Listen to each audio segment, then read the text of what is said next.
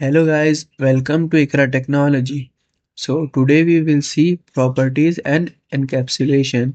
What are properties?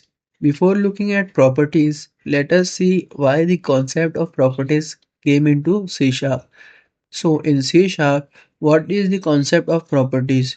This is because of two reasons.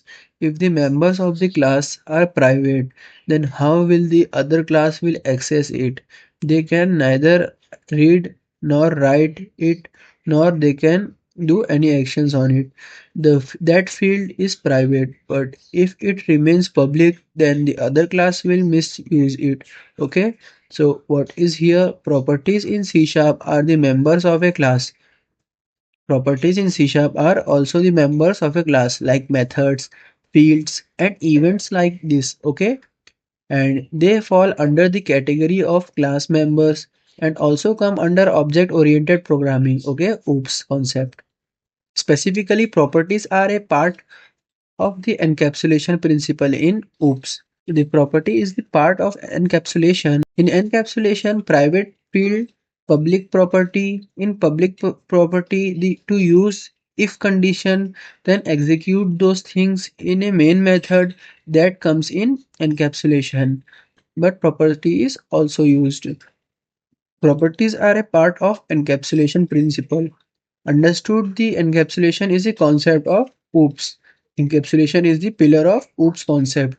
Using a private variable with a public property instead of directly using a public variable has advantage. But what are we using? Private variable with public property instead of directly using public variable. Do you understand? Now encapsulation and data handling. By keeping the field private and using public property. By keeping fields private and using it in public property, you can control how the data is accessed and modified. Means you can control that how the data is to be accessed and how it can be modified. This is a key principle of encapsulation in object-oriented programming. It hides the internal implementation details and only exposes the necessary interface. Now here is an example. Look, students class with the name property we have taken in our Visual Studio Code. Now look here. Here is a private field, then public string, name as a property. Our property topic is this. Okay. What comes in the property? This comes in property. Only this comes in property. But when do we use this? When a field is private. Then to access it, did you understand? First, here is a private field string name. Now I have to use this name. So what will I do? I will take a public string name. I have created a property of a public string name. Then I am using get. In get, curly brackets will come. Then by using return keywords, we will use name. Okay. What happens in the set? Whatever we have to set in the name means whatever we have to set, we set it there. But here we have to set the value. So what will we do? We will write the value here. If we want, we can also print it by writing some other string here. I will tell you further. Then this program is another class in which we are creating an object of this. Okay, of this class, student class. After creating an object of a class as student class, we are giving a value to a name John. If we print this, we are also printing it in console. If we print this, then see what will be the output. What is the output here? Look, John came. What came? John. Here I minimize it here. Arrow. Look, what is the output? John came. If I remove this now, what do I do with this? Here the value is there, right? Here I will write Hamza, okay? I will write Hamza here. John is there. John is in the front of you here. I run it. Now look here. I have clicked Windows arrow. Now what has came here? Hamza. Why? Because we have set the value of Hamza in public property here. Are you understanding what we have said? Hamza. So it will print Hamza only. Are you understanding the use of property? Here you can give whatever value, but whatever value will be here will get printed here.